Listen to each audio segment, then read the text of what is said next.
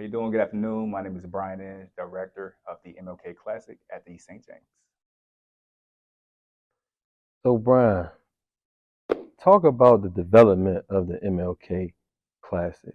Well, so the MLK Classic originally started with St. James here. It's like just a huge event to honor the work of Dr. King, everything he stands for, giving back, peace, collaboration, working with one another to a end goal, and of course tying in the basketball piece to that. So, what we try to do is give the student athletes a great experience on the court. So with some good competition, of course, it is basketball. We all want to get better and things like that, but also give them experience to see the MLK Memorial, toward the African American History Museum, things like that. Won't be doing that this year because it's going to be so cold. It's supposed to snow tomorrow. Yeah, But that's been the emphasis of the MLK Classic, just doing good work, giving back to others, and of course, I have some good bump along with it. yeah. So, during that process, what lessons that you have learned, like you picked up along the way? I think from working with this event and working with people who are involved with this event, I think, and especially coming from a place where I've been doing events for a long time, just giving back and doing it for the right reasons. Like we've had some great sponsors. Kaiser Permanente is involved. Sheehy Ford has been involved in the past. Um, my brand Take One and my business Inch Consulting Group, other brands as well. But just trying to come together to put on a great event in the community. And it's not all about having the top rated player in the country or this team and that team. And we do have some of the better players in the country and better teams. But having good teams who could use the exposure, use this platform that we have here with all these great media, like you guys here, you're interviewing a lot of the talent here, giving them this platform to express themselves, letting people know who they are outside of just what they do on the court, which we Hmm. think is important. So those are some of the key things that I think I've learned that are key about this event that are different about other events in the country. Okay. So, what would be, I would say, the success? Would it be like, what would be the success for the MLK Classic? What does that look like? I think just continue on the right path. Like this is an event where you can kind of measure it with how many dollars you made or how many activations occurred or things like that or how many scholarships were given, which is all great. I would love to say that every kid here got a scholarship offer. If that happens, that's absolutely saying Right. the best thing available or that could happen. But I think really just having something that people can have a good time and look back and like I want to be a part of that next year. Yeah. I love what Brian and the FIBA and the guys at St. James are doing. Like they really care about putting great energy into the atmosphere. It's not about how many points I score. It's not about if I'm rated this high in the country or things like that. No, like I want people to have a great experience and feel that and know that we care about them as people and not just as athletes. Okay, cool, man. So, anyone else that's looking to get into charitable activities, what advice do you have for them? I would say, and it's funny, we were talking about this. I was having a conversation with a young kid. I can't even call him a kid anymore. He's 27, but a young guy that I still mentor, or I won't say I mentor, but I still work with. Um, Um, I think really just trying to help people get to that next step.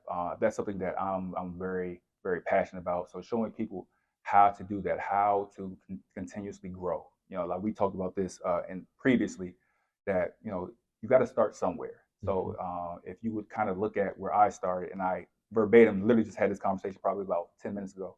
I started out of after college, wanted to be professional like we all do. Decided that wasn't be the route that got me the most fulfillment. Started training, then went from training, started coaching, went from coaching, dove into more doing events. When I started doing events, that grew. Then I got to an opportunity where I had self fulfillment to some degree, not to where I ultimately wanted to be.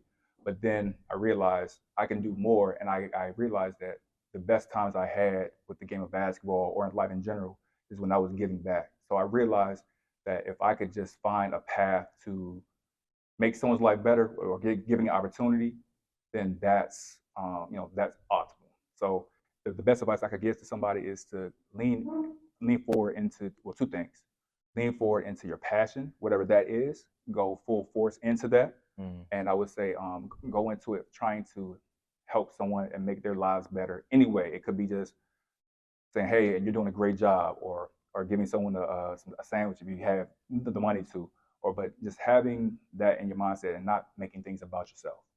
Okay, okay, I like that answer. So, from what I have seen, over the years, we've ran across each other in different gyms, different Mm-hmm. venues, right? Consistency. You know what I mean? That's something that I have seen, and I Mm-hmm. commend you for being that way. Talk about why consistency is important and why has that elevated you into being successful. Consistency is everything. I mean, and we talked about this on the last interview we did. Growing up in the DMV, we grew up seeing not everyone, but a large quantity of people that we look up to be successful in things that we want to be successful as. Mm-hmm. So it's like, okay, if this person is successful, like, oh, I can see Kevin Durant, I can touch Kevin Durant, I can touch Michael Beasley, I can see Taiwan Lawson, I can see Chris Wright, I can see all these guys. You guys like Renzo, I can see Stanley Hodge right here, guys that came up doing great things with the game. I can see these successful people. So how can I? Not saying me, but like as someone who's trying to Mm-hmm. get there, how can I get to that level? And these are all things that I used to think about. Like, how can I be as good as my teammates? How can I be as good as the people that I feel like are better than me? How can I get to where I want to be ultimately in my end goal? And I found that by me not necessarily not always being the most talented player or being the biggest, the fastest, or having the most funding or being the actual smartest, but just being able to be diligent in the work, just doing the work. Mm-hmm. My one of my favorite sayings is, "The work works if you do the work." Mm-hmm. Mm-hmm. And one thing for me, just being consistent and just doing the work and not really paying attention to what others are doing. Still giving people their flowers because that's very important. But just being consistent with the work day in and day out, trying to find a way to become a little bit better. That doesn't have to be necessarily a successful event or training a player or a coaching accolade or whatever. But finding a way to get better. That might be reading a book. That might be figuring out what the stock market is doing. What we talk about, that might be figuring out how to get better, how to improve my mental wellness. That might be showing a friend a path forward and or giving advice to help a friend or a colleague or something like that. So find a way to get better every day at something. That's what the main thing, being consistent. And with being consistent, having those good habits that I developed early on as a child. Shout out to my mom.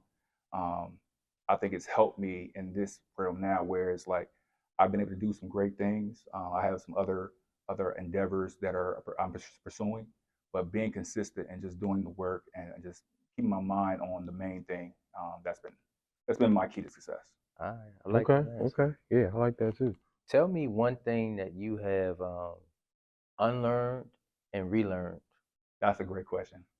One thing that I have unlearned, um, the saying that talent works hard.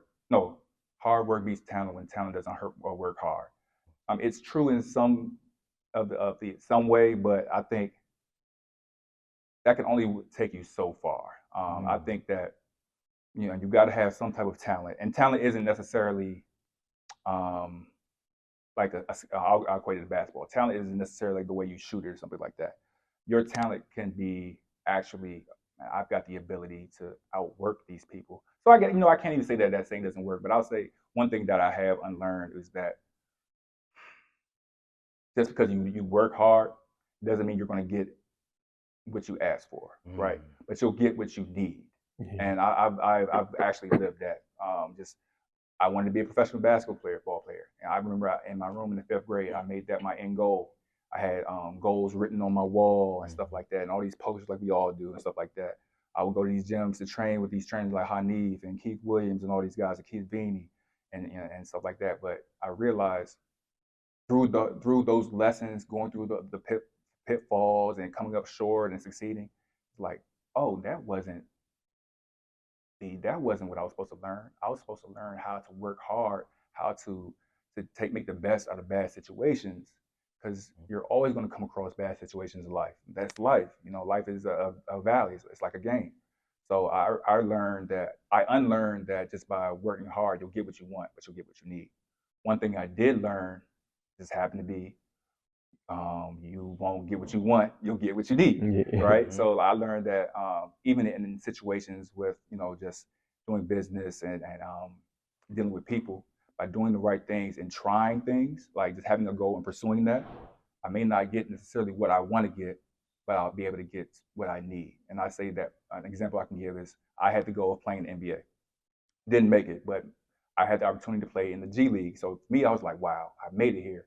But with that, I was able to give those experiences onto young athletes, young student athletes.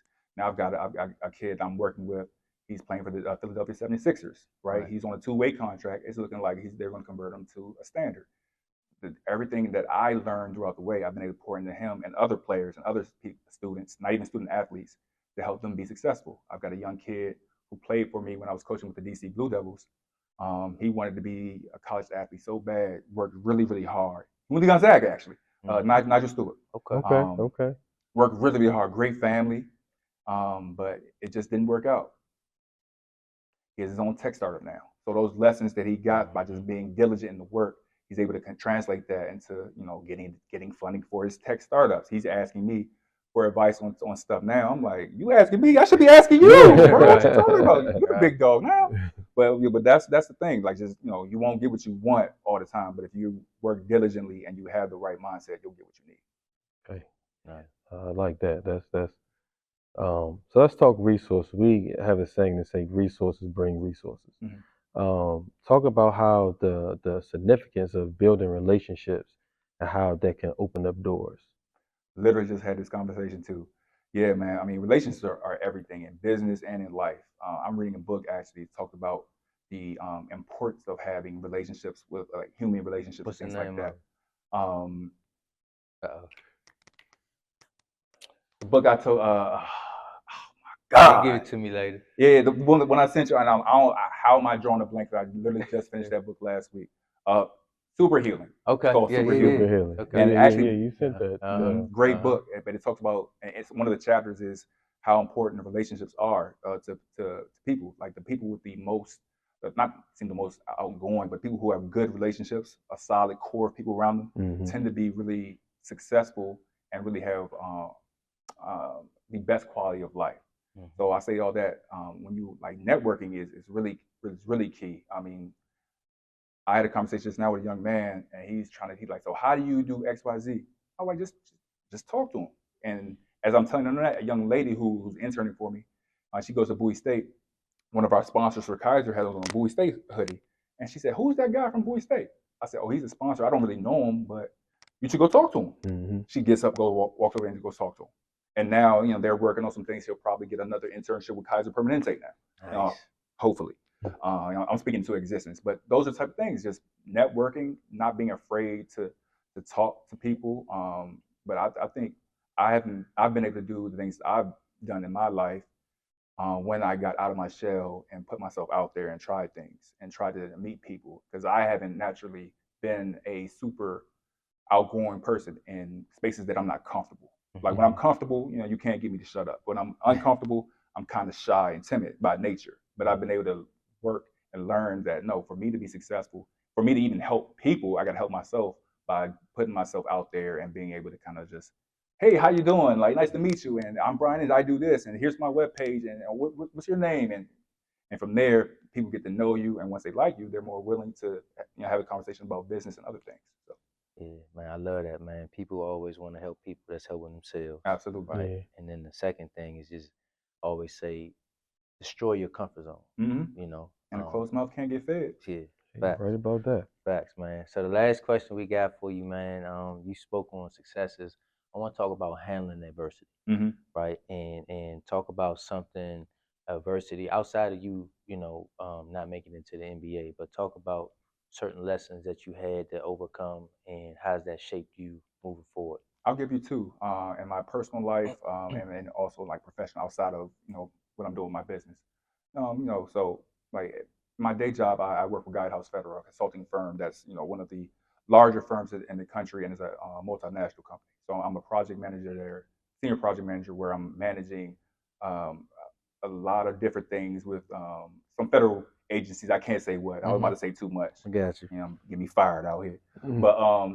But just coming up the ranks, and you guys have probably experienced this in the professional world. It's not necessarily the friendliest for people who look like us and also have the experiences like we do.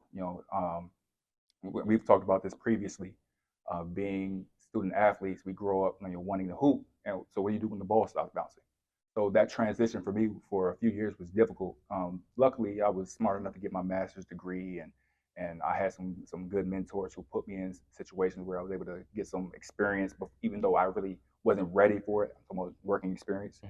But just like I remember early on in my professional career, just I remember one day I felt like I wasn't going anywhere. I wasn't making enough money. Like the basketball stuff, I was still new to training, coaching. I realized that wasn't gonna be my lifeline for the rest of my life. And then like my job just wasn't making any good money. And I just remember sitting on the couch just on a Friday afternoon. I'll never forget it. Not even sitting, laying on my couch in tears, just like what am I going to do? I'm like, what am I going to do? But again, I just kept working, and after a while, I figured it out. I figured I reworked my resume. I did some networking events. Then I posted stuff online. Then I went to the gym to train kids, and I got my own workout in. Then I kept working. I didn't just sulk on it. Like I had my 5 minutes when I was just. Then I kept back going to work. But another place in my life, my development has been challenging. I would say just dealing with like the death of my father. I'm sure you guys can imagine losing a loved one, and that was very difficult, especially coming around the time when I was just coming to my own as a man. You would love to have that father figure who you could kind of lean on, help you like get through some situations that you just that happened that only like a man could kind of help you through. Yeah, somebody with got your best interest.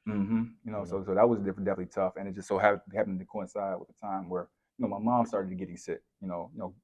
Thanks to the Lord, my mother's still here. Still battling. She's a strong woman, but just dealing with like challenges in my personal life has been things that I've had to really, really constantly